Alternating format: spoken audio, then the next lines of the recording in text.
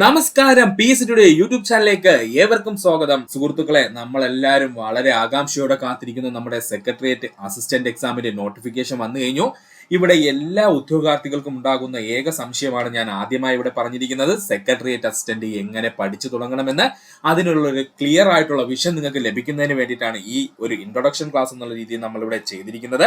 അപ്പോൾ സുഹൃത്തുക്കൾ ശ്രദ്ധിക്കുക, എങ്ങനെ നമുക്ക് സെക്രട്ടേറിയറ്റ് അസിസ്റ്റന്റ് പരീക്ഷയുടെ പ്രിലിംസും അതുപോലെ മെയിൻസും നമുക്ക് ക്ലിയർ ചെയ്യാം എന്ന് നമുക്കൊന്ന് നോക്കാം. ഇവിടെ നമ്മൾ പ്രധാനമായിട്ടും ചർച്ച ചെയ്യാൻ പോകുന്നത് പ്രാധാന്യം കൊടുക്കേണ്ട ഭാഗങ്ങൾ ഏതൊക്കെയെന്ന് നോക്കുന്നു. അതുപോലെ തന്നെ ഏറ്റവും ഇമ്പോർട്ടന്റ് ആയിട്ട് 2021 മുതൽ 2024 വരെ നടന്ന ഡിഗ്രി പ്രിലിമിനറി പരീക്ഷകളുടെ ചോദ്യം വിശകലനത്തിലൂടെ എങ്ങനെയാണ് പഠിക്കേണ്ടതെന്ന് നമ്മൾ നോക്കാൻ പോകുന്നു. അതുപോലെ തന്നെ എന്തൊക്കെ വിഷയങ്ങളാണ് കൂടുതൽ ഇമ്പോർട്ടൻസ് കൊടുത്ത് പഠിക്കണം എന്നുള്ളത് നമ്മളിവിടെ പ്രധാനമായിട്ടും നോക്കുന്നുണ്ട്. അപ്പൊ ഏറ്റവും പ്രാധാന്യം കൊടുക്കേണ്ട കുറച്ച് മേഖലകളുണ്ട്, അതിൽ തന്നെ വളരെ ഇമ്പോർട്ടന്റ് ആയിട്ട് പഠിച്ചിരിക്കേണ്ട കുറച്ച് മേഖലകളുണ്ട്. ഇതൊക്കെ എങ്ങനെയാ നമ്മൾ മനസ്സിലാക്കുന്നത്? 2021 മുതൽ 2024 വരെയുള്ള ഡിഗ്രി പ്രിലിമിനറി പരീക്ഷയുടെ ചോദ്യ പേപ്പറുകൾ വിശകലനം ചെയ്തിട്ടാണ്. അപ്പോ നമ്മുടെ സെക്രട്ടേറിയറ്റ് അസിസ്റ്റന്റിന് വേണ്ടിയിട്ട് നമ്മുടെ ചാനൽ ഒരു ഫ്രീ ക്ലാസ് ആരംഭിക്കുന്നുണ്ട് സുഹൃത്തുക്കളെ. അപ്പൊ നമുക്ക് എല്ലാവർക്കും ഒന്നിച്ചൊന്ന് ശ്രമിച്ചു നോക്കാം. ഉറപ്പായിട്ട് നമ്മുടെ കേരള PSCയുടെ സെക്രട്ടേറിയറ്റ് അസിസ്റ്റന്റ് എക്സാമിന് നിങ്ങൾക്കും ഒരു സീറ്റ് ഉറപ്പിക്കാം. 100% നിങ്ങൾ എന്റെ കൂടെ നിൽക്കുക, ഞാനും നിങ്ങളുടെ ഒപ്പം ഉറപ്പായിട്ട് നിൽക്കും. അപ്പോൾ നമുക്ക് ഫ്രീ ക്ലാസ്സിലൂടെ മാക്സിമം പോയിന്റ്സ് പഠിച്ചെടുക്കാം. അങ്ങനെ നമുക്ക് സെക്രട്ടേറിയറ്റ് അസിസ്റ്റന്റ് ക്ലിയർ ചെയ്യാം. അപ്പോൾ നമുക്ക് സമയം കളയണ്ട, എങ്ങനെ നമുക്ക് സെക്രട്ടേറിയറ്റ് അസിസ്റ്റന്റ് എക്സാം വളരെ ഈസി ആയിട്ട് ക്ലിയർ ചെയ്യാമെന്ന് നോക്കാം. ആദ്യം നമുക്ക് നോക്കാനുള്ളത് ഈ കഴിഞ്ഞ 2021 മുതൽ 2024 വരെ നടന്ന ഡിഗ്രി പ്രിലിംസിന്റെ കട്ട് ഓഫ് മാർക്കുകൾ എത്രയായിരുന്നു എന്നുള്ളതാണ്. അതായത് ഡിഗ്രി പ്രിലിംസിനകത്ത് ഉൾപ്പെടുന്നതിന് വേണ്ടിയിട്ടുള്ള കട്ട് ഓഫ് മാർക്ക് എത്രയായിരുന്നു എന്നാണ് നോക്കാൻ പോകുന്നത്. 2021 നടന്ന പരീക്ഷയായിരുന്നു സെക്രട്ടേറിയറ്റ് അസിസ്റ്റന്റ്. അതുകൊണ്ടല്ലേ 4 വർഷം കഴിഞ്ഞ് 2024-25 നോട്ടിഫിക്കേഷൻ വന്നത്. അപ്പോൾ സെക്രട്ടേറിയറ്റ് അസിസ്റ്റന്റ് എന്ന് പറയുന്നത് അവസാനം നടന്നത് എന്നാണ്? അത് 2021 അന്നത്തെ അതിന്റെ പ്രിലിമിനറിയുടെ കട്ട് ഓഫ് എന്ന് പറയുന്നത് 47.56 ആയിരുന്നു. ശ്രദ്ധിച്ചോളണം, നമ്മുടെ 2021 സെക്രട്ടേറിയറ്റ് അസിസ്റ്റന്റിന്റെ കട്ട് ഓഫ് എത്രയായിരുന്നു? പ്രിലിംസിന്റെ 47.56 ആയിരുന്നു. 2022 എത്തിയപ്പോഴേക്കും വീണ്ടും വരുന്നു ഡിഗ്രി പ്രിലിംസിന്റെ എക്സാം. അത് വരുന്നത് കമ്പനി ബോർഡിന്റെ 4 പ്രധാനപ്പെട്ട മേഖലയിലേക്കായിരുന്നു. ഒന്ന് KSFE, ഒന്ന് KSEB, ഒന്ന് KSRTC, അതുപോലെ ഒന്ന് KSFDC. KSFDC എന്ന് പറഞ്ഞാൽ അറിയാലോ സുഹൃത്തുക്കളെ, Kerala state film development corporation ആണ്. അപ്പോ ഈ 4 പ്രധാനപ്പെട്ട മേഖലയിൽ നിന്നും കമ്പനി ബോർഡ് എന്ത് ചെയ്തു? എക്സാം വിളിച്ചിരുന്നു. അതിനൊരു ഡിഗ്രി പ്രിലിംസ് നടത്തിയിരുന്നു. അതിന്റെ കട്ട് ഓഫ് KSFക്കും KSEBക്കും വേണ്ടി 39.07, KSRTCക്കും KSFDCക്കും കൂടെ 37.64 ആയിരുന്നു കട്ട് ഓഫ് വന്നത്. ഓക്കെ ആണ്. ഇനി 2023 പിന്നെയും PSC ഒരു ഡിഗ്രി പ്രിലിംസ് എക്സാം നടത്തിയിരുന്നു. അത് യൂണിവേഴ്സിറ്റി അസിസ്റ്റന്റിന് വേണ്ടിയിട്ടായിരുന്നു. അതിന്റെ കട്ട് ഓഫ് 50.59 ആയിരുന്നു. 2023 നമ്മുടെ degree prelims exam Kerala PSC conduct ചെയ്തു. എന്തിനു വേണ്ടിയിട്ടാ? യൂണിവേഴ്സിറ്റി അസിസ്റ്റന്റ് പരീക്ഷയ്ക്ക് വേണ്ടിയിട്ടായിരുന്നു. അതിന്റെ കട്ട് ഓഫ് എത്രയായിരുന്നു? 50.59 ആയിരുന്നു. ഇനി 2024 കേരള PSC അവസാനമായി ഒരു ഡിഗ്രി പ്രിലിംസ് എക്സാം നടത്തിയിരുന്നു. അത് LSGSന് വേണ്ടിയിട്ടായിരുന്നു. ഏതിനായിരുന്നു? LSGSന് വേണ്ടിയിട്ടായിരുന്നു. അതിന്റെ കട്ട് ഓഫ് എത്രയായിരുന്നു? 49.73 ആയിരുന്നു. അപ്പോൾ ഒത്തിരി കട്ട് ഓഫുകളും ഒത്തിരി പരീക്ഷകളും നടന്ന വർഷവുമാണ് നമ്മളിവിടെ പറഞ്ഞത്. ഇതിൽ നിന്ന് നമുക്ക് മനസ്സിലാക്കാം, കട്ട് ഓഫ് എന്ന് പറയുന്നത് 2021 മുതൽ 24 വരെ എങ്ങനെയാ നിന്നത്?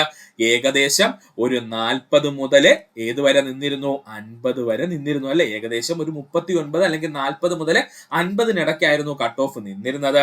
എന്നാൽ ഇനി നമുക്ക് പറയാൻ പറ്റും ഏകദേശം കട്ട് ഓഫ്, ഒരിക്കലും കട്ട് ഓഫ് പ്രിഡിക്ഷനോ ഒന്നുമല്ല സുഹൃത്തുക്കളെ പറയുന്നത്. അങ്ങനെ ഒരു വ്യക്തിക്കും കേരള PSCയുടെ കട്ട് ഓഫ് പ്രിഡിക്റ്റ് ചെയ്യാനും പറ്റില്ല. പക്ഷെ ഒരു റേഞ്ച് പറയാനേ പറ്റുള്ളൂ. അത് മാത്രമേ നമ്മളിവിടെ പറയുന്നുള്ളൂ. അത് ശരിയാവണമെന്ന് പോലുമില്ല. എന്നാലും നമുക്കൊരു സമാധാനത്തിന് നമ്മൾ എത്ര മാർക്കിന് പഠിക്കണം എന്ന് നമുക്കൊരു സമാധാനത്തിന് വേണ്ടി നമുക്ക് പറയാം, ഇത്തവണ നമ്മൾ 50നും 55നും ഇടയ്ക്ക് കട്ട് ഓഫ് പ്രതീക്ഷ ഉള്ളണം കേട്ടോ. 50നും 55നും ഇടയ്ക്ക് നമ്മുടെ സെക്രട്ടേറിയറ്റ് അസിസ്റ്റന്റ് വേണ്ടിയിട്ടുള്ള ഡിഗ്രി പ്രിലിംസിന്റെ കട്ട് ഓഫ് നമ്മൾ പ്രതീക്ഷിച്ചോളണം.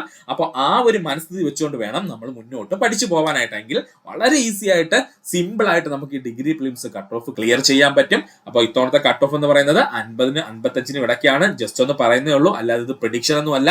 നമുക്കൊരു സമാധാനത്തിന് വേണ്ടിയാ ഞാൻ ഇത്രയും മാർക്കിന് പഠിക്കുന്നു എന്നൊരു സമാധാനത്തിന് വേണ്ടിയിട്ട് നമുക്ക് അങ്ങനെ ഒന്ന് കട്ട് ഓഫ് ഓർത്ത് വെക്കാം. എത്ര കട്ട് ഓഫ്? 50 മുതൽ 55 മാർക്കിന് ഇടയിലായിരിക്കും കട്ട് ഓഫ്.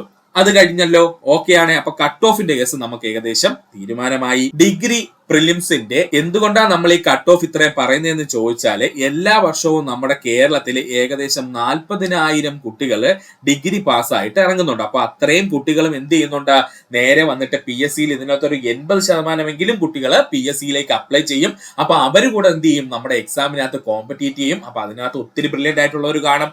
അപ്പൊ അവര് നമ്മുടെ എക്സാമിന്റെ പാർട്ടായിട്ട് മാറും. അതുകൊണ്ട് തന്നെ കട്ട് ഓഫ് ഓരോ വർഷവും കൂടിക്കൊണ്ടിരിക്കാനാണ് സാധ്യത. അതുകൊണ്ടാണ് ഈ ഒരു കട്ട് ഓഫ് പറഞ്ഞത്. ഇനി നമുക്ക് നോക്കാനുള്ളത് നമ്മുടെ ഡിഗ്രി പ്രിലിംസിന്റെ കോമൺ പ്രിലിമിനറി എക്സാമിന്റെ സിലബസ് ആണ്. ഒന്നുമില്ല, വളരെ സിമ്പിൾ സിലബസ് ആണ്. നമുക്ക് ഈസി ആയിട്ട് പഠിച്ചു പോകാം. പക്ഷെ ചിട്ടയായിട്ട് പഠിച്ചു പോകുകയാണെന്നുണ്ടെങ്കിൽ സുഖമായിട്ട് 3 മാസം കൊണ്ട് നമുക്ക് ക്ലിയർ ചെയ്യാവുന്നതേ ഉള്ളൂ. ഈ പറഞ്ഞിരിക്കുന്ന ഡിഗ്രി പ്രിലിംസിന്റെ സിലബസ് എന്ന് പറയുന്നത് അത്ര ഈസിയാണ്. കാരണം എന്തെന്ന് ചോദിച്ചാല്, നമ്മൾ പണ്ട് മുതലേ പഠിച്ചുകൊണ്ടിരിക്കുന്ന സാധനങ്ങളെ അവരൊന്ന് അറേഞ്ച് ചെയ്ത് ചോദിച്ചിരിക്കുന്നു എന്ന് മാത്രമേ ഉള്ളൂ. അല്ലാതെ ഇതിനകത്ത് പുതുതായിട്ട് ഒന്നും നമ്മുടെ PSC ആഡ് ചെയ്തിട്ടില്ല.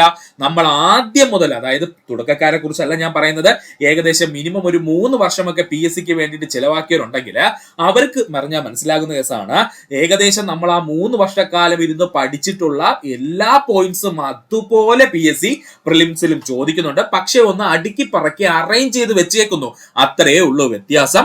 അപ്പൊ നമുക്കൊന്ന് ഡീറ്റെയിൽഡ് ആയിട്ട് നമ്മുടെ സിലബസ് ഒന്ന് നോക്കാം. ആദ്യമായി നമുക്ക് വരുന്നത് ഹിസ്റ്ററി ആണ്. ഹിസ്റ്ററി എന്ന് പറയുമ്പോൾ 3 രീതിയിലാണ്. ഒന്ന് കേരള ഹിസ്റ്ററി, ഒന്ന് ഇന്ത്യൻ ഹിസ്റ്ററി, ഒന്ന് വേൾഡ് ഹിസ്റ്ററി. ഇങ്ങനെ 3 ഭാഗത്തു നിന്നും PSC ചോദിക്കും. ഇതിൽ നിന്നും ഈ 2021 മുതൽ 2024 വരെ നടന്ന പ്രിലിമിനറി എക്സാമില് ഏകദേശം ഹിസ്റ്ററി മേഖലയിൽ നിന്ന് മാത്രം PSC ചോദിച്ചത് 99 ക്വസ്റ്റ്യൻസ് ആണ് കേട്ടോ. ശ്രദ്ധിച്ചോളണേ, വളരെ ഇമ്പോർട്ടന്റ് ആണ്.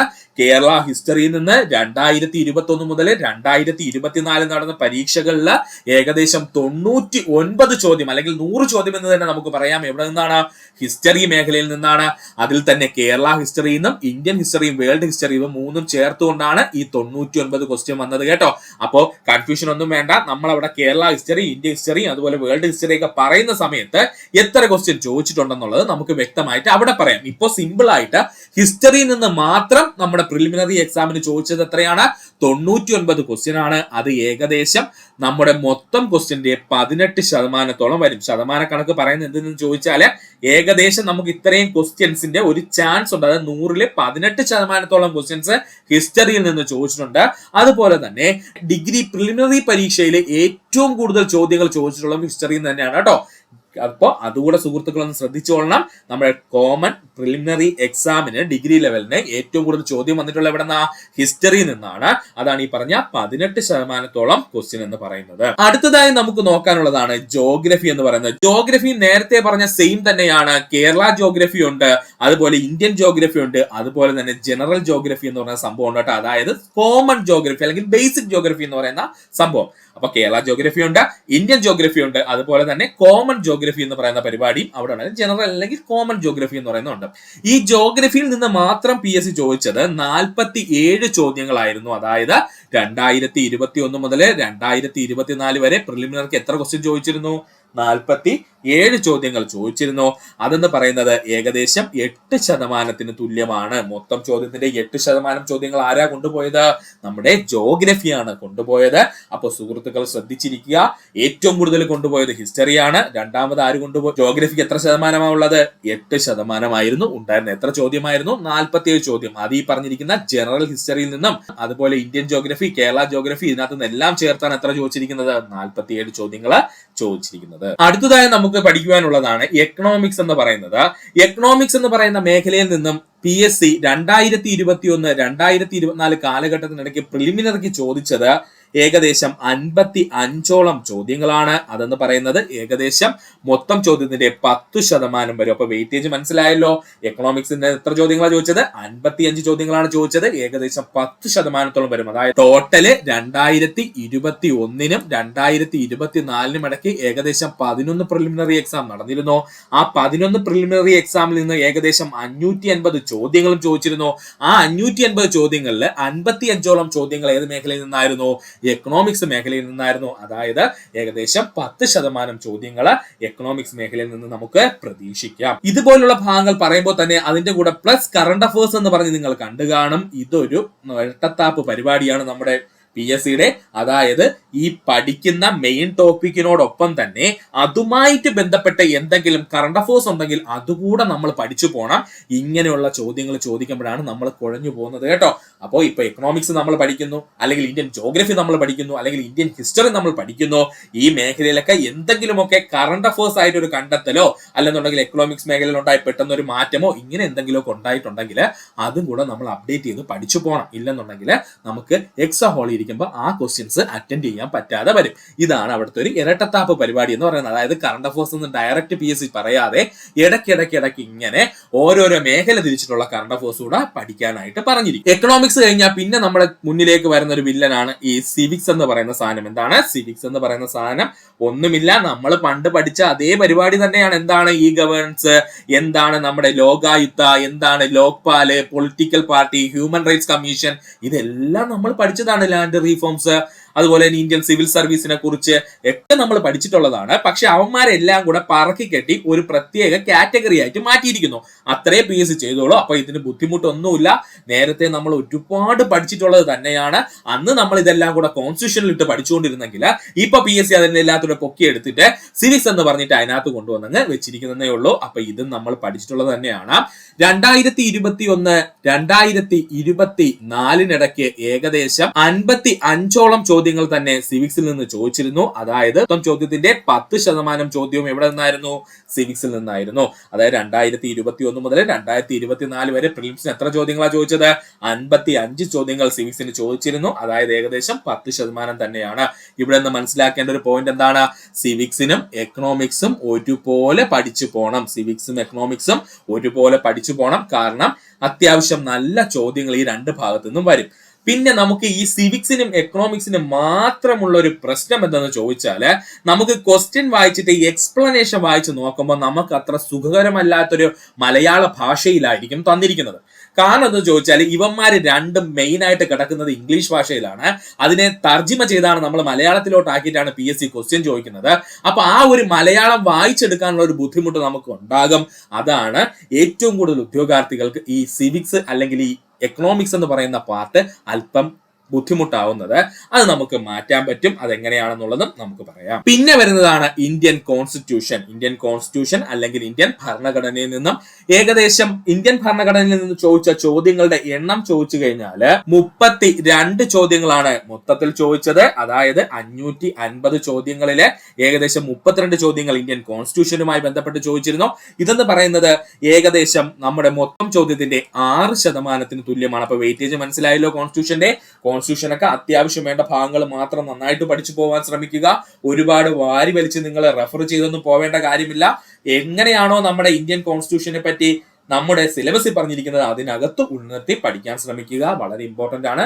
അപ്പൊ ഇന്ത്യൻ കോൺസ്റ്റിറ്റ്യൂഷനിൽ നിന്ന് ഏകദേശം 2021 2024 ഇടയ്ക്കുള്ള പ്രിലിമിനറി പരീക്ഷയിൽ 32 ചോദ്യങ്ങളാണ് ചോദിച്ചത്. ഇതെന്ന് പറയുന്നത് അവിടുത്തെ ടോട്ടൽ ക്വസ്റ്റ്യന്റെ 6% തുല്യമായിരുന്നു. ഇനി നമുക്ക് എല്ലാവർക്കും ഈസി ആയിട്ട് പഠിക്കാൻ കഴിയുന്നതും മാക്സിമം ക്വസ്റ്റ്യൻസിന് ഉത്തരം നൽകാൻ കഴിയുന്ന മേഖലയാണ് ആർട്സ്, സ്പോർട്സ്, ലിറ്ററേച്ചർ. ഇതങ്ങ് പഠിച്ചു വെച്ച് കഴിഞ്ഞാല് വളരെ ഈസി ആയിട്ട് നിങ്ങൾക്ക് നല്ലൊരു സ്കോർ ചെയ്യാൻ പറ്റും. അപ്പോൾ ആർട്സും സ്പോർട്സും ലിറ്ററേച്ചറും അത്ര ഇമ്പോർട്ടന്റ് ആണെന്ന് പറയുന്നതിന് കാരണം 2021 2024 കാലഘട്ടത്തിലെ പ്രിലിമിനറിയിൽ ഏകദേശം ചോദിച്ച ചോദ്യങ്ങളുടെ എണ്ണം എന്ന് പറയുന്നത് 85 ചോദ്യങ്ങളാണ്. അതായത് ടോട്ടൽ ക്വസ്റ്റ്യന്റെ ഏകദേശം 15% ക്വസ്റ്റ്യൻസ് കയ്യേറിക്കൊണ്ടിരിക്കുന്നത് ആരാ? ആർട്സ്, സ്പോർട്സ്, ലിറ്ററേച്ചർ ആണ്. കാണുമ്പോൾ നമുക്ക് അങ്ങനെ തോന്നൂല. പക്ഷെ കൃത്യമായിട്ട് ഈ 2021 മുതൽ 2024 വരെയുള്ള പ്രിലിമിനറി പരീക്ഷ അനലൈസ് ചെയ്ത് കഴിഞ്ഞാൽ സുഹൃത്തുക്കളെ നിങ്ങൾക്ക് മനസ്സിലാവും സ്പോർട്സ് എന്നും ലിറ്ററേച്ചർ ഈ 3 മേഖലയിൽ നിന്ന് ഒരുപാട് ചോദ്യങ്ങൾ PSC ചോദിക്കാറുണ്ട്. അത് ഏകദേശം 85 ക്വസ്റ്റ്യൻസ് ഉണ്ട്. അതായത് 15% ക്വസ്റ്റ്യൻസ് എവിടെന്നാ? ആർട്സ്, സ്പോർട്സ്, ലിറ്ററേച്ചർ എന്നീ മേഖലയാണ്. ഇത് പഠിക്കാൻ നിങ്ങൾക്ക് ആരുടെ ആവശ്യവും വേണ്ട. ചുമ്മാ ഇരുന്ന് വായിച്ചു വിട്ടാൽ മതി. ഈ 3 കാര്യം നിങ്ങളുടെ കയ്യിൽ കിട്ടും. ഓക്കെ ആണേ? അപ്പോൾ ആ 15% എന്ന് പറയുന്നത് വളരെ ഇമ്പോർട്ടന്റ് ആണ്. അതായത് ഹിസ്റ്ററി കഴിഞ്ഞു കഴിഞ്ഞാൽ പിന്നെ ഏറ്റവും കൂടുതൽ ചോദ്യങ്ങൾ വന്നിട്ടുള്ളത് ഈ ആർട്സ്, സ്പോർട്സ്, ലിറ്ററേച്ചറിൽ നിന്നാണ് കേട്ടോ. ആർട്സ്, സ്പോർട്സ്, ലിറ്ററേച്ചറിൽ നിന്നാണ് ഏറ്റവും കൂടുതൽ ചോദ്യങ്ങൾ പിന്നെ വന്നിട്ടുള്ളത്. അപ്പോൾ ഹിസ്റ്ററിയാണ് ഏറ്റവും കൂടുതൽ ചോദ്യം വന്നിട്ടുള്ളത്. രണ്ടാമത് ഏറ്റവും കൂടുതൽ വന്നേക്കുന്നത് എവിടെന്നാ? ഈ ആർട്സ്, സ്പോർട്സ്, ലിറ്ററേച്ചർ എന്ന് പറയുന്ന മേഖലയിൽ നിന്നാണ്. അടുത്തതാണ് കമ്പ്യൂട്ടർ സയൻസ്. എന്താണ് കമ്പ്യൂട്ടർ സയൻസ്? കമ്പ്യൂട്ടർ സയൻസിൽ നിന്നും ചോദിച്ചത് 50ഓളം ചോദ്യങ്ങളാണ്. കമ്പ്യൂട്ടർ സയൻസ് എന്നൊരു ചോദ്യം ചോദിക്കാതെ PSC യുടെ ഒരു പ്രിലിമിനറി പരീക്ഷയും നടന്നിട്ടില്ല. അതാണ് ഈ കമ്പ്യൂട്ടർ സയൻസിന്റെ പ്രത്യേകത കേട്ടോ. ഈ കമ്പ്യൂട്ടർ സയൻസിന്റെ പ്രത്യേകത എന്താ? പ്രിലിമിനറിയുടെ ചരിത്രത്തില് ഒരു ക്വസ്റ്റ്യൻ പോലും കമ്പ്യൂട്ടർ സയൻസ് നിന്ന് ചോദിക്കാതെ ഇരുന്നിട്ടില്ല. അതുകൊണ്ട് അത് ഇമ്പോർട്ടന്റ് ആണ്. രണ്ടാമത്തെ കേസ്, ഒന്ന് പഠിച്ച് വെച്ച് കഴിഞ്ഞാൽ ഈസി ആയിട്ട് നിങ്ങൾക്ക് മാർക്ക് സ്കോർ ചെയ്യാം. കാരണം പുറത്തുനിന്ന് വളരെ ഇലാബറേറ്റ് ചെയ്തൊന്നും ചോദിക്കാനുള്ള പരിപാടിയൊന്നുമില്ല. ഡയറക്റ്റ് ക്വസ്റ്റ്യൻ, ഡയറക്റ്റ് ഉത്തരമായിരിക്കും വരുന്നത്. അതുകൊണ്ട് അവിടെ നമുക്ക് മാക്സിമം മാർക്ക് സ്കോർ ചെയ്യാൻ പറ്റുന്ന ഒരു മേഖലയാണ് ഈ കമ്പ്യൂട്ടർ സയൻസ് എന്ന് പറയുന്നത്. ഏകദേശം 50ഓളം ചോദ്യങ്ങൾ കമ്പ്യൂട്ടർ സയൻസിന്റെ ഭാഗത്ത് നിന്ന് ചോദിച്ചിരുന്നു.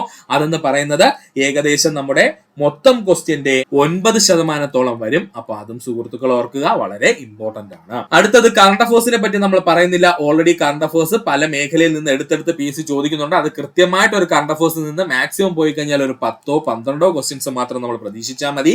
പക്ഷെ എല്ലാ മേഖലയിലും ഇതുപോലെ കറണ്ട് അഫേഴ്സിന്റെ ക്വസ്റ്റ്യൻ വരുന്നത് കൊണ്ട് കറണ്ട് അഫേഴ്സിന്റെ വെയിറ്റേജ് ഒരല്പം കൂടുതലാണെന്നൂടെ ഓർക്കുക. ഇനി മറ്റൊന്നാണ് science and technology. Science and ടെക്നോളജിയിൽ നിന്നും ഏകദേശം ചോദിച്ചത് 37ഓളം ചോദ്യങ്ങളാണ്. സയൻസ് ആൻഡ് ടെക്നോളജി എന്ന് ചോദിച്ചത് 37ഓളം ചോദ്യങ്ങളാണ്. ഇതിന്റെ വെയിറ്റേജ് എന്ന് പറയുന്നത് ഏകദേശം 6% വരും. അതായത് ടോട്ടൽ ക്വസ്റ്റ്യന്റെ 6% എവിടെ നിന്നാണ് വന്നത്? സയൻസ് ആൻഡ് ടെക്നോളജിയിൽ വന്നതാണ്. ഇവിടെ നിന്ന് നമുക്ക് വ്യത്യസ്തമായിട്ട് പഠിക്കാനുള്ളത്, ഇവിടെ ഫിസിക്സും അതുപോലെ തന്നെ കെമിസ്ട്രിയും നമ്മൾ പഠിക്കേണ്ട കാര്യമില്ല. ഇവിടെ ബയോളജി മാത്രമാണ് നമ്മൾ സയൻസ് മേഖലയെ പഠിക്കുന്നത്. ടെക്നോളജി മേഖല എന്ന് പറയുമ്പോൾ നമ്മുടെ ISRO അതുപോലെ തന്നെ DRDO ഇങ്ങനെയുള്ള സ്ഥാപനങ്ങളെ പറ്റിയിട്ടാണ് മെയിൻ ആയിട്ട് വരുന്നത്. അപ്പൊ ആ ഒരു 3 മേഖല അങ്ങ് കവർ ചെയ്ത് കഴിഞ്ഞാൽ നമ്മുടെ സയൻസ് ആൻഡ് ടെക്നോളജിയിലെ മുഴുവൻ മാർക്ക് നമുക്ക് സ്കോർ ചെയ്യാൻ പറ്റും. അപ്പോൾ പണ്ടത്തെ പോലെ നമുക്ക് ഫിസിക്സോ കെമിസ്ട്രിയോ ഇവിടെ പഠിക്കേണ്ട ആവശ്യമുണ്ടോ? ഇല്ല. ഇവിടെ സയൻസ് ആൻഡ് ടെക്നോളജി എന്ന് പറയുമ്പോൾ സയൻസ് മേഖലയിൽ നിന്ന് ബയോളജി, അതുപോലെ തന്നെ മനുഷ്യ ശരീരമുണ്ട്, അതുപോലെ മറ്റു രോഗങ്ങളുണ്ട്. കേരള ഗവൺമെന്റ് അല്ലെങ്കിൽ ഇന്ത്യൻ ഗവൺമെന്റ് ഒക്കെ കൊണ്ടുവന്നിട്ടുള്ള പ്രധാനപ്പെട്ട പദ്ധതികൾ, അതായത് ആരോഗ്യ മേഖലയിലെ പദ്ധതികളെല്ലാം ഈ ഒരു ഭാഗത്താണ് വരുന്നത്. അതുപോലെ തന്നെ പിന്നെ ടെക്നോളജി മേഖല എന്ന് പറയുമ്പോൾ നമ്മൾ ISRO, DRDO, അതുപോലെ നമ്മൾ ആളില്ലാത്ത പുതിയ വിമാനങ്ങൾ കണ്ടുപിടിക്കുന്നു, അങ്ങനെ ഇങ്ങനെയൊക്കെ പറഞ്ഞ് നമ്മൾ പഠിക്കുന്നില്ലേ, അതെല്ലാം വരുന്നത് ഈ സയൻസ് ആൻഡ് ടെക്നോളജി മേഖലയാണ്. അവിടെ നമുക്ക് ഈസി ആയിട്ട് സ്കോർ ചെയ്യാൻ പറ്റും. പിന്നെ നമ്മുടെ സ്ഥിരം ചോദ്യ മേഖലയാണ് ബാക്കി 50 മാർക്ക് എന്ന് പറയുന്നത്. മാക്സിമം നമുക്ക് സ്കോർ ചെയ്യാൻ പറ്റുന്ന മേഖലയാണ് simple arithmetic and mental ability, general English, Malayalam. ഇവന്മാർക്ക് PSC യുടെ ചരിത്രത്തിൽ ഒരു മാറ്റവുമില്ലാതെ ചോദിച്ചുകൊണ്ടിരിക്കുന്നതാണ്. അതായത് നമ്മുടെ സിമ്പിൾ അരിത്തമെറ്റിക്സ് അല്ലെങ്കിൽ മാത്തമെറ്റിക്സ് ആവട്ടെ, പണ്ട് മുതലേ ചോദിച്ചിട്ടുള്ള അതേ സിലബസിലുള്ള ചോദ്യങ്ങൾ തന്നെ ഇങ്ങനെ റിപ്പീറ്റ് ചെയ്ത് ചോദിക്കുന്നു. ജനറൽ ഇംഗ്ലീഷും അതുപോലെ തന്നെയാണ്, വൊക്കാബുലറിയും ഉണ്ട്, അതുപോലെ തന്നെ നമ്മുടെ ജനറൽ ഇംഗ്ലീഷ് ബേസിലുള്ള ക്വസ്റ്റ്യൻസും ഉണ്ട്. ഇതും എന്ത് ചെയ്യുന്നു? ഇങ്ങനെ റിപ്പീറ്റ് ചെയ്ത് തന്നെ ഇങ്ങനെ ചോദിച്ചുകൊണ്ടിരിക്കുന്നു. അതുപോലെ മലയാളവും ഒരുപോലെ റിപ്പീറ്റ് ചെയ്ത് ഇങ്ങനെ ചോദിച്ചുകൊണ്ടിരിക്കുന്നതാണ്. അപ്പോൾ അത് പ്രീവിയസ് ക്വസ്റ്റ്യൻസ് ചെയ്ത് കഴിഞ്ഞാൽ ഏകദേശം നമുക്ക് നല്ല രീതിക്ക് സ്കോർ ചെയ്യാൻ പറ്റുന്ന മേഖലയാണ് ഈ simple arithmetics, general English, Malayalam എന്ന് പറയുന്നത്. ഇവന്മാർ 3ഉം കൂടെ ചേർത്ത് ഒരു 30 മാർക്ക് നമ്മൾ സ്കോർ ചെയ്ത്, അതുപോലെ തന്നെ ഈ പറഞ്ഞിരിക്കുന്ന ബാക്കി 50 മാർക്കിന്റെ ഇത്രയും മേഖലയിൽ നിന്നും നമ്മളൊരു 25 മാർക്ക് കൂടെ സ്കോർ ചെയ്ത് കഴിഞ്ഞാൽ ഈസി ആയിട്ട് നമുക്ക് നമ്മുടെ 55 മാർക്ക് എന്നുള്ള കട്ട് ഓഫ് ക്ലിയർ ചെയ്യാൻ പറ്റും. അപ്പോൾ ഇത് വളരെ ഈസിയാണ്, നമ്മൾ കാണും കണക്കൊന്നുമല്ല, വളരെ ഈസിയാണ് ഈ പറഞ്ഞിരിക്കുന്ന പ്രിലിംസ് എന്ന് പറയുന്നത് ക്ലിയർ ചെയ്യാൻ. പക്ഷെ പഠിക്കേണ്ട രീതിയിൽ എവിടെയൊക്കെ ഏറ്റവും കൂടുതൽ മാർക്കിന് പഠിക്കണം, എവിടെയാണ് കുറച്ച് മാർക്കിന് പഠിക്കാനുള്ളത്, അതുപോലെ പ്രീവിയസ് ക്വസ്റ്റ്യൻസ് എവിടെയാണ് കൂടുതലായിട്ട് ഉപയോഗിക്കാനുള്ളത്, ഇതൊക്കെ മനസ്സിലാക്കിയിട്ട് പഠിച്ചു കഴിഞ്ഞാൽ വളരെ ഈസി ആയിട്ട് നിങ്ങൾക്ക് നമ്മുടെ പ്രിലിമിനറി എക്സാം ഒരു ബുദ്ധിമുട്ടുമില്ലാതെ പാസ്സാവാൻ പറ്റും. ഇത് ആന കയറാൻ മലയൊന്നും അല്ല, വളരെ ഈസിയാണ്, വളരെ സിമ്പിൾ ആയിട്ട് നമുക്ക് പഠിക്കാൻ പറ്റും. അപ്പോൾ ഒന്നുകൂടെ സുഹൃത്തുക്കളെ ശ്രദ്ധിക്കുക, ഹിസ്റ്ററി മേഖലയ്ക്ക് അല്പം വെയിറ്റേജ് കൂടുതലാണ്. അതുകൊണ്ട് ഒരു അല്പം importance Kerala history, Indian history, അതുപോലെ വേൾഡ് ഹിസ്റ്ററിക്ക് കൊടുക്കുക. രണ്ടാമത് ആർട്സ്, സ്പോർട്സ്, ലിറ്ററേച്ചറിന് ഒരു അല്പം ഇമ്പോർട്ടൻസ് കൊടുക്കുക. കാരണം ഒത്തിരി ചോദ്യങ്ങൾ ആ ഭാഗത്ത് നിന്ന് ചോദിക്കാറുണ്ട്. പിന്നെ ഏറ്റവും നമുക്ക് മാർക്ക് സ്കോർ ചെയ്യാൻ കഴിയുന്ന മേഖല എന്ന് ചോദിച്ചാൽ കമ്പ്യൂട്ടർ സയൻസ്, അതുപോലെ തന്നെ സയൻസ് ആൻഡ് ടെക്നോളജി, അതുപോലെ നമ്മുടെ മാത്സ്, ജനറൽ ഇംഗ്ലീഷ്, മലയാളം. ഇത്രയും നമുക്ക് ഈസി ആയിട്ട് മാർക്ക് സ്കോർ ചെയ്യാൻ പറ്റുന്ന മേഖലയാണ്. അതുപോലെ തന്നെ പിന്നെ ബുദ്ധിമുട്ടുള്ള മേഖല എന്ന് ചോദിച്ചാൽ ഒന്ന് സിവിക്സും, അതുപോലെ തന്നെ മറ്റൊന്ന് എന്താണ് ഇന്ത്യൻ കോൺസ്റ്റിറ്റ്യൂഷൻ, പിന്നെ ഏതാണ് ഒരെണ്ണം നമ്മുടെ എക്കണോമിക്സ് എന്ന് പറയുന്നത്. ഇത് 3ഉം എങ്ങനെ പഠിക്കാമെന്നുള്ളത് നമ്മുടെ ചാനലിൽ വ്യക്തമായിട്ട് സുഹൃത്തുക്കൾക്ക് നോട്ട് രൂപത്തിൽ ലഭിക്കും. അപ്പൊ നമുക്ക് അടുത്ത പോയിന്റിലേക്ക് കടക്കാം. ഇനി നമുക്ക് നോക്കാനുള്ളത് നമ്മുടെ സെക്രട്ടേറിയറ്റ് അസിസ്റ്റന്റിന്റെ മെയിൻ എക്സാമിന്റെ സിലബസ് ആണ്. അതായത് 3 മാസം കഴിഞ്ഞ് നമ്മൾ പ്രിലിംസ് ഒക്കെ ക്ലിയർ ചെയ്തിരിക്കുമ്പോൾ നമ്മുടെ മെയിൻ എക്സാം വരും. മെയിൻ എക്സാം എന്ന് പറയുന്നത് 2 എക്സാമുകളായിട്ടാണ്. അതിന്റെ ഫസ്റ്റ് എക്സാമിന്റെ സിലബസ് ആണ് നമ്മളിവിടെ കാണിച്ചിരിക്കുന്നത്. അതിൽ എന്തൊക്കെയുണ്ട് സുഹൃത്തുക്കളെ? ഹിസ്റ്ററി ഉണ്ട്, ജോഗ്രഫി ഉണ്ട്, എക്കണോമിക്സ് ഉണ്ട്, life science and public health ഉണ്ട്, ഫിസിക്സ് ഉണ്ട്, കെമിസ്ട്രി ഉണ്ട്, അതുപോലെ ആർട്സ് ആൻഡ് ലിറ്ററേച്ചർ കൾച്ചർ ഉണ്ട്, സ്പോർട്സ് ഉണ്ട്, ബേസിക് കമ്പ്യൂട്ടർ ഉണ്ട്, സിമ്പിൾ അർത്ഥമെറ്റിക്സ്, ഇംഗ്ലീഷ്, മലയാളം സ്ഥിരം സാധനം PSCയുടെ. അപ്പോൾ ഇതിൽ വരുന്ന വ്യത്യാസം എന്തെന്ന് ചോദിച്ചാൽ, അല്ലെങ്കിൽ പ്രിലിംസിൽ നിന്നുള്ള വ്യത്യാസം എന്തെന്ന് ചോദിച്ചാൽ, ഇവിടെ സിവിക്സ് എന്ന് പറയുന്ന സാധനം ഇവിടെ നമ്മൾ കണ്ടില്ല. അതുപോലെ കോൺസ്റ്റിറ്റ്യൂഷനെ പറ്റിയും ഇവിടെ പറഞ്ഞിട്ടില്ല. അതിന് പകരമായിട്ട് ഫിസിക്സിനെയും കെമിസ്ട്രിയെയും കൂടെ എവിടെ കയറ്റിയിരിക്കുന്നുവോ, നമ്മുടെ ഈ പറഞ്ഞിരിക്കുന്ന സെക്രട്ടേറിയറ്റ് മെയിൻസിന്റെ പാർട്ട് 1 എക്സാമിലേക്ക് ആഡ് ചെയ്തിട്ടുണ്ട്. അപ്പോൾ സിവിക്സിനെയും കോൺസ്റ്റിറ്റ്യൂഷനെയും എടുത്ത് കളഞ്ഞിട്ട് പകരം എന്ത് ചെയ്തു? ഫിസിക്സിനെയും കെമിസ്ട്രിയും കൂടെ കുത്തിക്കയറ്റി. ഏതിനകത്താ? നമ്മുടെ ഈ പറഞ്ഞിരിക്കുന്ന മെയിൻസിന്റെ എക്സാമിനകത്ത്, അതായത് മെയിൻസിന്റെ പാർട്ട് 1 എക്സാമിനകത്ത്. അപ്പോൾ നമുക്ക് കൺഫ്യൂഷൻ ഒന്നും വേണ്ട. അപ്പോൾ സിവിക്സ് എന്ന് പറയുന്ന മേഖല ഇല്ല, അതുപോലെ തന്നെ കോൺസ്റ്റിറ്റ്യൂഷൻ എന്ന് പറയുന്ന മേഖലയും ഇല്ല. പകരം എന്തുണ്ട്? പക്ഷേ എക്കണോമിക്സ് അതുപോലെ ഇവിടെ തുടരുന്നുണ്ട്. അപ്പോൾ നമുക്ക് പറയാം ഏകദേശം 80% നമ്മുടെ പ്രിലിംസും മെയിൻസും ചേർന്നാണ് പോകുന്നത്. ഹിസ്റ്ററി സെയിം ആണ്, ജോഗ്രഫി സെയിം ആണ്, എക്കണോമിക്സ് ഏകദേശം സെയിം ആണ്, life science and public health same ആണ്, ഫിസിക്സും കെമിസ്ട്രിയും പുതിയതായിട്ട് വന്നിരിക്കുന്നു. അതിന് പകരം നമ്മുടെ പ്രിലിംസിലുണ്ടാകുന്ന സിവിക്സിനെയും അതുപോലെ കോൺസ്റ്റിറ്റ്യൂഷനെയും എടുത്ത് മാറ്റിയിരിക്കുന്നു PSC. അതുപോലെ തന്നെ ആർട്സ്, ലിറ്ററേച്ചർ, കൾച്ചർ, സ്പോർട്സ് പഴയതുപോലെ തന്നെയാണ്, ഒരു വ്യത്യാസവുമില്ല. ബേസിക് കമ്പ്യൂട്ടർ അതുപോലെ തന്നെയാണ്. പിന്നെ നമ്മുടെ സ്ഥിരം ചോദ്യമേഖലയായിട്ടുള്ള മാത്സ്, ഇംഗ്ലീഷ്, മലയാളത്തിനും യാതൊരു വ്യത്യാസവുമില്ല. അപ്പൊ അവിടെ വ്യത്യാസപ്പെട്ടിരിക്കുന്ന 2 വ്യക്തികൾ ആരൊക്കെയാണ്? ഒന്ന് ഫിസിക്സും കെമിസ്ട്രിയും വന്ന് കയറി, പകരം PSC ആരെ എടുത്ത് കളഞ്ഞു? സിവിക്സിനെയും അതുപോലെ ഇന്ത്യൻ കോൺസ്റ്റിറ്റ്യൂഷനെയും എവിടെ നിന്ന് ഒഴിവാക്കി? ഈ പറഞ്ഞിരിക്കുന്ന സെക്രട്ടേറിയറ്റ് അസിസ്റ്റന്റിന്റെ മെയിൻ എക്സാമിൽ നിന്ന് ഒഴിവാക്കി. അങ്ങനെ നമുക്ക് പറയാം ഏകദേശം 80% മാച്ച് ആണ് ആരൊക്കെ തമ്മില്? നമ്മുടെ പ്രിലിമിനറി എക്സാമും അതുപോലെ തന്നെ കോർ മെയിൻ എക്സാമിന്റെ പേപ്പർ 1. അപ്പൊ ഇതെങ്ങനെ പഠിക്കാന്ന് ചോദിച്ചാല്, പ്രിലിമിനറി എക്സാമിന് എന്തായിരുന്നാലും ഇവന്മാരെ എല്ലാം നമുക്ക് പഠിക്കണ്ടേ? അല്പം ഒന്ന് കയറ്റി അല്ലെങ്കിൽ ഒന്ന് കോർ രീതിയിൽ, അല്ലെങ്കിൽ ഒന്നുകൂടെ ഒന്ന് ഇമ്പോർട്ടൻസ് കൊടുത്ത് ഒന്ന് ഹാർഡായിട്ട് അവിടെ പഠിച്ചു കഴിഞ്ഞാൽ എക്സാമിന് കിടന്ന് ബുദ്ധിമുട്ടേണ്ട യാതൊരു കാര്യവുമില്ല. വളരെ ഈസി ആയിട്ട് നമുക്ക് ആ മെയിൻ എക്സാമിന്റെ ഫസ്റ്റ് പേപ്പർ ഒന്ന് വായിച്ചെടുത്താൽ തന്നെ നമ്മുടെ മനസ്സിൽ നിൽക്കും. അപ്പൊ ആ രീതിയിൽ നമുക്ക് പ്രിലിംസ് സെറ്റ് ചെയ്തങ്ങ് പഠിച്ചു കഴിഞ്ഞാൽ അപ്പൊ പിന്നെ മെയിൻസ് പഠിക്കേണ്ട കാര്യമുണ്ടോ? ഇല്ല. മെയിൻസ് ഒന്ന് ഓടിച്ച് പഠിച്ചാൽ മാത്രം മതി. ഏതാ? പേപ്പർ 1 ഒന്ന് ഓടിച്ച് പഠിക്കേണ്ട ആവശ്യമേ ഉള്ളൂ. അപ്പൊ അത്രയും അവിടെ സെറ്റ്. ഇനി വരുന്ന 2ാമത്തെ ഭാഗം നമ്മുടെ സെക്രട്ടേറിയറ്റ് അസിസ്റ്റന്റിന്റെ മെയിൻ എക്സാമിന്റെ പാർട്ട് 2 എന്ന് പറയുന്നതാണ് നമ്മുടെ എല്ലാവരുടെയും ഉറക്കം കിടത്തുന്ന വില്ലൻ, അല്ലെ? അതിനുള്ള കാരണം എന്തെന്ന് ചോദിച്ചാല്, പുതുതായിട്ട് കുറച്ച് ടോപ്പിക്സ് നമ്മുടെ PSC ആഡ് ചെയ്തിട്ടുണ്ട് ഈ മെയിൻ എക്സാമിനകത്ത്. അതെന്ന് പറയുന്നത് മെയിൻ ആയിട്ടും എക്കണോമിക്സ് പഠിക്കുന്ന കുട്ടികൾ പഠിക്കുന്നതാണ്. പ്രിൻസിപ്പിൾ ഓഫ് അഡ്മിനിസ്ട്രേഷൻ, അതുപോലെ പ്രിൻസിപ്പിൾ ഓഫ് മാനേജ്മെന്റ്, പോം എന്നൊക്കെ പറയുന്ന സാധനം. ഇതെല്ലാം പഠിക്കുന്നത് എവിടെയെന്ന് ചോദിച്ചു കഴിഞ്ഞാല് നമ്മുടെ എക്കണോമിക്സ് മേഖലയെ പഠിക്കുന്ന കുട്ടികൾ പഠിക്കുന്നതാണ് പ്രധാനമായിട്ടും. അപ്പൊ അത് 2 ആര് ചുരുക്കി കേട്ടിട്ടുണ്ട്? നമ്മുടെ PSC ഈ പറഞ്ഞിരിക്കുന്ന സെക്രട്ടേറിയറ്റ് അസിസ്റ്റന്റിന്റെ മെയിൻ എക്സാം പാർട്ട് 2 ആഡ് ചെയ്തിട്ടുണ്ട്. അത് 2 നമ്മൾ പഠിക്കേണ്ടതുണ്ട്. വളരെ ഇമ്പോർട്ടന്റ് ആയിട്ടൊരു മേഖലയാണ്. കൂടുതൽ ചോദ്യങ്ങളും ഈ ഒരു ഭാഗത്ത് നമുക്ക് പ്രതീക്ഷിക്കാം. കാരണം PSC പുതുതായിട്ട് ആഡ് ചെയ്തിരിക്കുന്ന മേഖലയായതുകൊണ്ട് തന്നെ ഒരുപാട് ചോദ്യങ്ങൾ നമുക്ക് ഈ ഭാഗത്ത് നിന്ന് പ്രതീക്ഷിക്കാം. 2ാമതായിട്ട് നമുക്ക് നോക്കാനുള്ളതാണ് കോൺസ്റ്റിറ്റ്യൂഷൻ ഓഫ് ഇന്ത്യ. നമ്മുടെ സിലബസിൽ എടുത്ത് പറഞ്ഞിട്ടുണ്ട് കോൺസ്റ്റിറ്റ്യൂഷൻ ഓഫ് ഇന്ത്യ.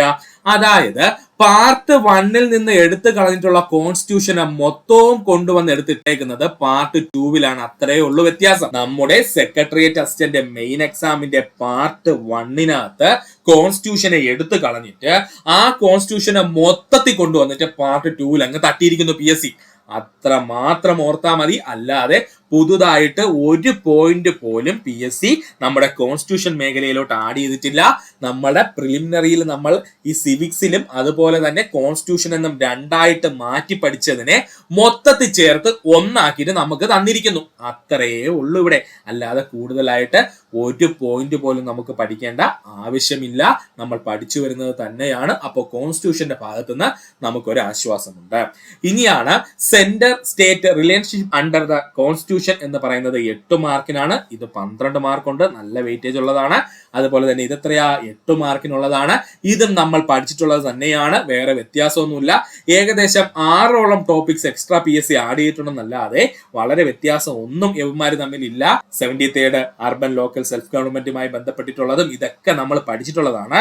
പിന്നെ അതുപോലെ local government, panchayat Raj systems, ഇതെല്ലാം നമ്മൾ പഠിച്ചിട്ടുള്ളതാണ്. പക്ഷെ അതിൽ കുഞ്ഞു കുഞ്ഞു കാര്യങ്ങൾ എന്ത് ചെയ്തിട്ടുണ്ട്, PSC മാറ്റിയിട്ടുണ്ട്.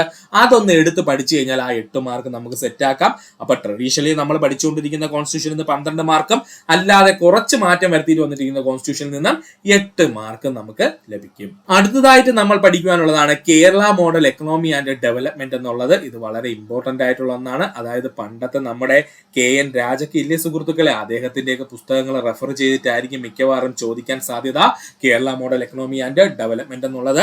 അപ്പോൾ ആ ഭാഗം നമ്മൾ വ്യക്തമായിട്ട് പഠിക്കണം. കാരണം ഈ കേരള എക്കണോമിയിൽ നിന്ന് മാത്രം 15 മാർക്കുണ്ട്, അതുപോലെ കേരള മോഡൽ ഡെവലപ്മെന്റിൽ നിന്നും 15 മാർക്ക്. അപ്പോൾ തന്നെ 30 മാർക്കിനുള്ള ചോദ്യങ്ങൾ നമുക്ക് പ്രതീക്ഷിക്കാവുന്ന മേഖലയാണ് Kerala model economy and development എന്ന് പറയുന്നത്. ഒരു ടെൻഷനും വേണ്ട, നമ്മൾ ഈസി ആയിട്ട് ഇതൊക്കെ അങ്ങ് പഠിക്കും. വളരെ ഈസി ആയിട്ടുള്ള മേഖലയാണ് ഈ പറയുന്നത്. അതായത് കേരളത്തിലെ അഗ്രികൾച്ചറും അതുപോലെ തന്നെ ലാൻഡ് റീഫോംസ്, ഫുഡ് സേഫ്റ്റി, ഇങ്ങനെയൊക്കെയുള്ള പ്രധാനപ്പെട്ട പോയിന്റ്സുകൾ ഒരല്പം ഇമ്പോർട്ടൻസ് കൊടുത്ത് നമ്മൾ പഠിക്കണം, അത്രയേ ഉള്ളൂ, വേറെ ഒന്നുമില്ല. അതൊക്കെ നമുക്ക് ഈസി ആയിട്ട് പഠിക്കാം. പ്രധാനമായിട്ടും KN രാജിന്റെ Kerala model economy and development എന്ന് പറഞ്ഞിട്ട് ഒരു പേപ്പർ ഉണ്ട്, അതിനകത്ത് നിന്നായിരിക്കും ചോദിക്കാൻ സാധ്യത. നമുക്ക് അതിന്റെ ബേസിൽ തന്നെ മുന്നോട്ട് പോകാം. പിന്നെ വരുന്നതാണ് എൻവയോൺമെന്റ്, ക്ലൈമറ്റ്, ഡിസാസ്റ്റർ മാനേജ്മെന്റ്. ഇതിനകത്ത് ഈ എൻവയോൺമെന്റും ക്ലൈമറ്റും നമ്മൾ പ്രിലിംസിൽ പഠിച്ച സെയിം തന്നെയാണ്, ഒരു വ്യത്യാസവും ഇല്ല. പ്രത്യേകിച്ച് എൻവയോൺമെന്റില് ഈ എൻവയോൺമെന്റ് എന്ന് പറയുന്ന സാധനം നമുക്ക് എല്ലാവർക്കും അറിയാവുന്ന ടോപ്പിക് തന്നെയാണ്. അതുകൊണ്ട് തന്നെ 7 മുതൽ 10 മാർക്ക് വരെ നമുക്ക് ഈസി ആയിട്ട് അവിടെ സ്കോർ ചെയ്യാൻ പറ്റും. എന്തൊക്കെയാണ് അതിനകത്ത് വരുന്നത്, നമ്മുടെ ബയോഡൈവേഴ്സിറ്റി, നമ്മുടെ ഫോറസ്റ്റ്, നമ്മുടെ ഇക്കോ സിസ്റ്റം, നാഷണൽ പാർക്കുകൾ, ബയോസ്ഫിയർ റിസർവുകൾ, അതുപോലെ നാഷണൽ ഓർഗനൈസേഷൻസ്, NGOകൾ, അതുപോലെ എൻവയോൺമെന്റൽ മൂവ്മെന്റ്സ്, അതുപോലെ global warming, ozone depletion, climate change, ഇതെല്ലാം നമ്മൾ പഠിച്ചുകൊണ്ടിരിക്കുന്നതാ.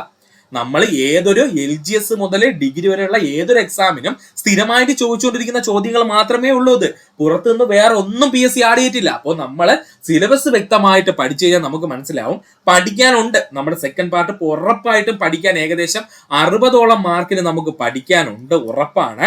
എന്നാൽ 40ഓളം മാർക്കിന് നമ്മൾ ഓൾറെഡി പഠിച്ചു മറന്ന കാര്യങ്ങൾ തന്നെയാണ് PSC ചോദിച്ചുള്ളത്. അതൊന്ന് റിക്കവർ ചെയ്ത് ഒന്നുകൂടെ ഒന്ന് തട്ടിക്കൊടഞ്ഞെടുക്കുന്ന പരിപാടി മാത്രം നമ്മൾ ചെയ്താൽ മതി. അപ്പോൾ ഒന്ന് 60 മാർക്കിന് നമ്മൾ ഹാർഡ് വർക്ക് ചെയ്യണം, ബാക്കി 40 മാർക്കിന് നമ്മൾ ഒന്ന് തട്ടിക്കുടഞ്ഞ് പഠിച്ചെടുക്കുമ്പോൾ നമുക്ക് കിട്ടും. ഓക്കെ ആണേ, സെറ്റ് ആണേ. അതുപോലെ തന്നെയാണ് പുതിയൊരു ടോപ്പിക് വന്നിരിക്കുന്നു, ഡിസാസ്റ്റർ മാനേജ്മെന്റ്. പുതിയ ടോപ്പിക് ഒന്നുമല്ല, നേരത്തെ ചോദിച്ചുകൊണ്ടിരിക്കുന്ന തന്നെയാണ്. പക്ഷെ ഡിസാസ്റ്റർ മാനേജ്മെന്റ് എന്ന് പറഞ്ഞ് എടുത്തൊന്നും PSC ചോദിച്ചിട്ടില്ല. അത്രയേ ഉള്ളൂ സംഭവം. ഡിസാസ്റ്റർ മാനേജ്മെന്റ് എന്ന് പറഞ്ഞാൽ നമുക്കറിയാം പ്രധാനപ്പെട്ട ഡിസാസ്റ്റർ ഏതൊക്കെ രീതിയിൽ ഉണ്ടാവുന്നു, നാഷണൽ പോളിസീസ്, അതുപോലെ തന്നെ ഡിസാസ്റ്റർ മാനേജ്മെന്റ് സിസ്റ്റം എങ്ങനെ വർക്ക് ചെയ്യുന്നു, ഇതൊക്കെ ഓൾറെഡി നമ്മൾ പഠിച്ചുകൊണ്ടിരിക്കുന്നത് തന്നെയാണ്. പക്ഷേ ഇതിനെ ഒന്ന് ചട്ടക്കൂടിനകത്താക്കി കുറച്ച് പോയിന്റ്സ് ഒക്കെ ഒന്ന് ആഡ് ചെയ്ത് ഒന്ന് മിനുക്കി എടുത്തിരിക്കുന്നു PSC എന്നേ ഉള്ളൂ. അപ്പോ അത്രയും നമ്മുടെ കയ്യിൽ കിട്ടി. ഇനി അടുത്തതെന്ന് പറയുന്നത് ഗവേൺസ് 10 മാർക്ക്, പുട്ടുപോലെ 10 മാർക്ക് കിട്ടേണ്ട പ്ലേസ് ആണ്. കൊണ്ട് കളയരുത് സുഹൃത്തുക്കളെ.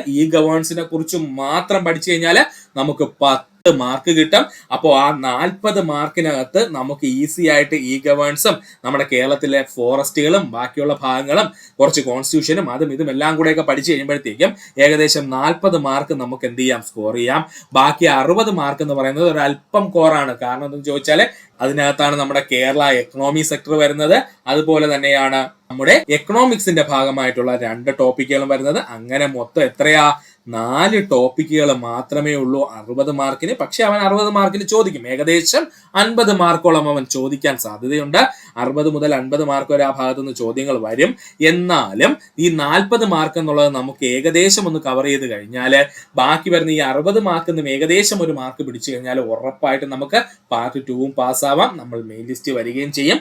അപ്പോൾ സുഹൃത്തുക്കൾ എല്ലാവരും നല്ല രീതിക്ക് ഇങ്ങനെ തന്നെ ഒരു ചിട്ടയായിട്ട് തന്നെ പഠിക്കാൻ ശ്രമിക്കുക. ഇനി എല്ലാ സുഹൃത്തുക്കൾക്കുമുള്ള ഒരു ഒരു സംശയമായിരിക്കും എങ്ങനെ പഠിക്കണം എന്നുള്ളത്. എങ്ങനെ പഠിക്കണം, എവിടെ നിന്ന് തുടങ്ങണം, ഇതെന്ന് പറയുന്നത് എല്ലാ ഉദ്യോഗാർത്ഥികൾക്കും ഉണ്ടാകുന്ന ഒരു കൺഫ്യൂഷൻ ആയിരിക്കും. ഒരു നോട്ടിഫിക്കേഷൻ വരുന്നത് മുതൽ നമ്മുടെ ചിന്തയിൽ ഏറ്റവും കൂടുതൽ പോകുന്നതാണ് എങ്ങനെ പഠിക്കണം എന്നുള്ളത്. അപ്പൊ സുഹൃത്തുക്കളെ, രണ്ട് രീതിയിൽ നമുക്ക് പഠിക്കാൻ പറ്റും. ഒന്ന് ട്രഡീഷണൽ മെത്തേഡ്. ട്രഡീഷണൽ മെത്തേഡ് എന്ന് പറഞ്ഞാൽ നമ്മളൊരു ബുക്കോ അല്ലെന്നുണ്ടെങ്കിൽ നമ്മൾ വേറെ ഏതെങ്കിലും ഒരു ഇത് ഫോളോ ചെയ്ത് പോകുന്നു. പേജ് 1 മുതൽ ഒരു 1000 പേജ് കാണും, അതിനകത്ത് 1000 പേജ് വരെ നമ്മൾ പഠിക്കുന്നു, പരീക്ഷ എഴുതുന്നു, നമ്മൾ പാസ്സാവുന്നു. ഇത് ട്രഡീഷണൽ മെത്തേഡ്. രണ്ടാമത്തെ മെത്തേഡ് എന്തെന്ന് ചോദിച്ചാൽ അതാണ് സ്മാർട്ട് വർക്ക്. ഈ സ്മാർട്ട് വർക്ക് ചെയ്യുന്ന സുഹൃത്തുക്കളാണ് കൂടുതൽ പേരും ആദ്യത്തെ ഒരു 300 അല്ലെങ്കിൽ ഒരു 200 റാങ്കിനകത്തൊക്കെ വരുന്നവര്. ആരെന്ന് ചോദിച്ചാൽ ഈ സ്മാർട്ട് വർക്ക് ചെയ്യുന്നവരാണ്.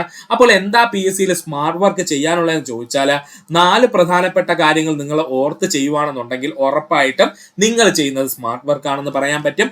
എന്തൊക്കെയാണ്? ഒന്നാമത്തത് previous question analysis. Previous question analysis ആണ് ആദ്യം. അതായത് പ്രീവിയസ് ക്വസ്റ്റ്യൻസ്, ഇപ്പോൾ ഒരു പ്രിലിംസ് വരികയാണെന്നുണ്ടെങ്കിൽ അതിനു മുമ്പുള്ള പ്രിലിംസ് ക്വസ്റ്റ്യൻസ് എല്ലാം എടുത്ത് നോക്കി, വായിച്ച് നോക്കി ഏതൊക്കെ മേഖലയിൽ നിന്ന് ഏതൊക്കെ ചോദ്യങ്ങളാണ് ചോദിക്കുന്നതെന്ന് മനസ്സിലാക്കി വെക്കണം. അതാണ് പ്രീവിയസ് ക്വസ്റ്റ്യൻ അനാലിസിസ്. രണ്ടാമത് ചെയ്യേണ്ടത് പഠിക്കേണ്ടത് മാത്രം പഠിക്കുക. പഠിക്കേണ്ടത് മാത്രം പഠിക്കുന്ന രീതി. അതായത് നമ്മുടെ സിലബസ് എടുത്തു വെച്ചിട്ട് ഏതാണോ പഠിക്കാനുള്ളത് ആ ടോപ്പിക്കിൽ ഏതാണ് പ്രധാനമായിട്ടും ആദ്യം പഠിച്ചു തീർക്കേണ്ടതെന്നുള്ളത് മനസ്സിലാക്കി പഠിക്കുക. അങ്ങനെ മനസ്സിലാക്കണമെന്നുണ്ടെങ്കിൽ നമ്മൾ പ്രീവിയസ് ക്വസ്റ്റ്യൻ അനലൈസ് ചെയ്താൽ മാത്രമേ പറ്റുള്ളൂ. എക്സാമ്പിൾ ആയിട്ട് പറഞ്ഞു കഴിഞ്ഞാൽ ഹിസ്റ്ററി നമ്മൾ എടുത്ത് പഠിക്കുന്നു, അതിൽ തന്നെ കേരള ഹിസ്റ്ററിയാണ് എടുത്ത് പഠിക്കുന്നതെന്ന് വെക്കുക. കേരള ഹിസ്റ്ററി എന്ന് പറയുമ്പോൾ യൂറോപ്യന്മാരുടെ വരവ് തൊട്ട് 1956 ശേഷമുള്ള കേരളത്തിന്റെ പ്രത്യേകത ഹിസ്റ്ററി വരെ നമ്മൾ പഠിച്ചു തീർക്കണം. അപ്പൊ അതിനകത്ത് ഏറ്റവും ഇമ്പോർട്ടന്റ് ആയിട്ട് നമ്മൾ ഈ പ്രീവിയസ് ക്വസ്റ്റ്യൻസ് എടുത്ത് അനലൈസ് ചെയ്യുമ്പോൾ നമുക്ക് മനസ്സിലാവും ഏറ്റവും കൂടുതൽ ക്വസ്റ്റ്യൻ വന്നിരിക്കുന്നത് എവിടെ നിന്ന് ചോദിച്ചാൽ നമ്മുടെ കേരള നവോത്ഥാനം, അതുപോലെ തന്നെയാണ് കേരളത്തിലെ പ്രധാനപ്പെട്ട സ്വാതന്ത്ര്യ സമരവുമായി ബന്ധപ്പെട്ട് നടന്ന മൂവ്മെന്റ്സുകൾ ഏതൊക്കെ, ഇതൊക്കെയാണ് PSC കൂടുതലായിട്ട് ചോദിക്കുന്നത്. അതിനുശേഷം ചോദിക്കുന്ന യൂറോപ്യന്മാരുടെ വരവാണ്. അതിനുശേഷം കൂടുതലായിട്ട് ചോദ്യം വന്നിരിക്കുന്നത് നമ്മുടെ തിരുവിതാംകൂറുമായി ബന്ധപ്പെട്ട ചോദ്യങ്ങൾക്കാണ്.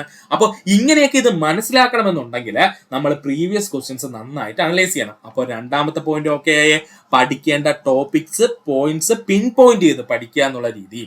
മൂന്നാമത്തതാണ് ഷോർട്ട് കട്ട് ട്രിക്കുകൾ ഉപയോഗിക്കുക. ഷോർട്ട് കട്ട് ട്രിക്കുകൾ ഉപയോഗിക്കുക. ഇപ്പൊ എക്സാമ്പിൾ ആയിട്ട് കേരളത്തിലെ പ്രധാനപ്പെട്ട മലനിരകള് അല്ലെങ്കിൽ ഇന്ത്യയിലെ പ്രധാനപ്പെട്ട ചുരങ്ങള്, ഇങ്ങനെയുള്ള ചോദ്യങ്ങളൊക്കെ വരുമ്പോൾ അവിടെ എന്ത് ചെയ്യുക, ഷോർട്ട് കട്ട് ട്രിക്കുകൾ ഉപയോഗിച്ച് കാണാതെ പഠിച്ചങ്ങ് വെക്കുക. അപ്പൊ നമുക്ക് ഒരുപാട് സമയം അവിടെ സേവ് ചെയ്യാൻ പറ്റും. അപ്പൊ ഷോർട്ട് കട്ട് ട്രിക്കുകൾ, ഇപ്പൊ മാത്സിന് ഷോർട്ട് കട്ട് ട്രിക്കുകൾ ഉപയോഗിക്കുന്നവർ കാണും, ഇംഗ്ലീഷിന് ഷോർട്ട് കട്ട് ട്രിക്കുകൾ ഉപയോഗിക്കുന്ന സുഹൃത്തുക്കളാണ്, ഈവൻ മലയാളത്തിൽ ഷോർട്ട് കട്ട് ട്രിക്കുകൾ ഉപയോഗിക്കുന്ന സുഹൃത്തുക്കളാണ്. അപ്പൊ ഷോർട്ട് കട്ട് ട്രിക്കുകൾ ഉപയോഗിച്ച് പ്രധാനപ്പെട്ട പോയിന്റ്സുകൾ ഒറ്റയടിക്ക് നമ്മളങ്ങ് മനസ്സിലാക്കി വെക്കുന്ന രീതിയും ഇതിന്റെ ഭാഗമാണ്. നാലാമത്തതെന്ന് പറയുന്നത് വളരെ ഇമ്പോർട്ടന്റ് ആണ്. കൃത്യമായിട്ട് മോക്ക് ടെസ്റ്റുകൾ ചെയ്യാൻ ശ്രമിക്കുക. കൃത്യമായിട്ട് മോക്ക് ടെസ്റ്റുകൾ ചെയ്യാൻ ശ്രമിക്കുക. ഇത്രയും കൂടെ ചെയ്ത് കഴിഞ്ഞാൽ നിങ്ങൾ ചെയ്യുന്ന പഠന രീതി സ്മാർട്ട് വർക്ക് ആയിട്ട് മാറി എന്ന് പറയാൻ പറ്റും. അപ്പോൾ ഇനി എങ്ങനെ പഠിക്കണമെന്നുള്ളത് സുഹൃത്തുക്കൾക്ക് തീരുമാനിക്കാം. ഒന്ന് ഈ ട്രഡീഷണൽ രീതിയിൽ നമ്മൾ ഒരു ബുക്ക് എടുത്തു വെച്ചോ അല്ലെങ്കിൽ ഒരു ക്വസ്റ്റ്യൻ പേപ്പർ എടുത്തു വെച്ചോ നമുക്ക് എങ്ങനെയാണോ വർക്ക്ഔട്ട് ചെയ്ത് പോകാം. അല്ലെന്നുണ്ടെങ്കിൽ നമ്മൾ എന്ത് ചെയ്യുക, സ്മാർട്ട് വർക്കിലൂടെ പോവുക. സ്മാർട്ട് വർക്ക് എന്ന് പറഞ്ഞാൽ ഈ 4 പ്രധാനപ്പെട്ട പോയിന്റ് ആണ്. ഒന്ന് പ്രീവിയസ് ക്വസ്റ്റ്യൻ അനലൈസ് ചെയ്യുക. ആ പ്രീവിയസ് ക്വസ്റ്റ്യൻ അനലൈസ് ചെയ്താൽ പഠിക്കേണ്ട പോയിന്റ്സ് മാത്രം നമുക്ക് മനസ്സിലാവും. അതിന് കൂടുതൽ ഇമ്പോർട്ടൻസ് കൊടുത്ത് പിൻ പോയിന്റ് ചെയ്ത് പഠിക്കാൻ ശ്രമിക്കുക. മൂന്നാമത്തത് ഷോർട്ട് കട്ട് ട്രിക്കുകൾ ഉപയോഗിച്ച് പഠിക്കുക. നാലാമത്തത് കൃത്യമായിട്ട് മോക്ക് ടെസ്റ്റുകൾ നമ്മൾ കണ്ടക്ട് ചെയ്യുക. ഈ സ്മാർട്ട് വർക്ക് രീതിയിലൂടെയാണ് നമ്മുടെ ക്ലാസ് പോകാൻ പോകുന്നത്. പ്രീവിയസ് ക്വസ്റ്റ്യൻ അനലൈസ് മൊത്തം ഞാൻ ചെയ്തോളാം സുഹൃത്തുക്കളെ. എന്നിട്ട് അതിനകത്ത് നിന്ന് പഠിക്കേണ്ടത് മാത്രം നിങ്ങൾക്ക് ഔട്ട്പുട്ട് ആയിട്ട് തരുന്നു. അതുപോലെ ഷോർട്ട് കട്ട് ട്രിക്കുകൾ നിങ്ങൾക്ക് ഔട്ട്പുട്ട് ആയിട്ട് തരുന്നതാണ്. അതുപോലെ തന്നെ മോക്ക് ടെസ്റ്റ് നമ്മൾ കണ്ടക്ട് ചെയ്ത് കഴിഞ്ഞാൽ ഈസി ആയിട്ട് നമുക്ക് പ്രിലിമിനറി പരീക്ഷയും അതുപോലെ തന്നെ മെയിൻ പരീക്ഷയും നമുക്ക് ക്ലിയർ ചെയ്യാൻ പറ്റും. ഇപ്പൊ നമ്മൾ മാക്സിമം കോൺസെൻട്രേറ്റ് ചെയ്യാനുള്ളത് പ്രിലിമിനറി പരീക്ഷയ്ക്ക് വേണ്ടിയിട്ടാണ്. അതാണ് നമുക്ക് ആദ്യം വരാൻ പോകുന്നത്. പ്രിലിമിനറി പാസ്സായാൽ മാത്രമേ മെയിൻ ഉള്ളൂ. അപ്പൊ പ്രിലിമിനറി നമ്മൾ ആദ്യം പഠിച്ചു തീർത്താൽ വരുന്ന ഏറ്റവും വലിയ ഇമ്പോർട്ടൻസ് എന്താ, ഈ മെയിൻസിന്റെ ഫേസ് 1 എന്നുള്ളത് ഈസി ആയിട്ട് പിന്നെ നമുക്ക് കിട്ടും. കാരണം ഒരു 20% പോയിന്റ്സ് മാത്രമേ പുറത്തുനിന്നുള്ളൂ. ആ 20% എന്ന് പറയുന്നത് ഒന്ന് ഫിസിക്സ്, മറ്റൊന്ന് എന്താണ്, കെമിസ്ട്രിയുമാണ്. അതുകൂടെ നമ്മൾ അങ്ങ് ആഡ് ചെയ്ത് പഠിച്ചു പോയി കഴിഞ്ഞാൽ ഈസി ആയിട്ട് നമുക്ക് ആ മെയിൻസിന്റെ ഫേസ് 1ന്റെ ടെൻഷൻ അങ്ങ് മാറും. പിന്നെ ഫേസ് 2ന് മാക്സിമം സമയം കൊടുത്ത് നമുക്ക് പഠിക്കാനും പറ്റും. അങ്ങനെ നമുക്ക് ഈസി ആയിട്ട് നമുക്ക് സെക്രട്ടേറിയറ്റ് അസിസ്റ്റന്റ് എന്നുള്ള നമ്മുടെ സ്വപ്നം സാക്ഷാത്കരിക്കാൻ പറ്റും. എല്ലാ സുഹൃത്തുക്കൾക്കും സെക്രട്ടേറിയറ്റ് അസിസ്റ്റന്റ് ലഭിക്കും. ഒരു പ്രശ്നവുമില്ല. നമ്മളെ കണക്ക് മനുഷ്യർ തന്നെയാണ് പരീക്ഷ എഴുതി പാസ്സാവുന്നത്. അതുകൊണ്ട് നമ്മൾ അവരെ കൊണ്ട് പറ്റുമെങ്കിൽ ഉറപ്പായിട്ട് നമ്മളെ കൊണ്ട് പറ്റുമെന്നുള്ള വിശ്വാസം വേണം. എന്നിട്ട് വേണം നമ്മൾ ആരംഭിക്കാനായിട്ട്. നല്ല കോൺഫിഡൻസോടുകൂടി ഇരിക്കുക. പഠിക്കേണ്ടത് മാത്രം പഠിച്ചു പോയാൽ നമുക്ക് ഈസി ആയിട്ട് നമ്മുടെ പ്രിലിമിനറി എക്സാമും അതുപോലെ മെയിൻ എക്സാമും പാസ്സാവാൻ പറ്റും.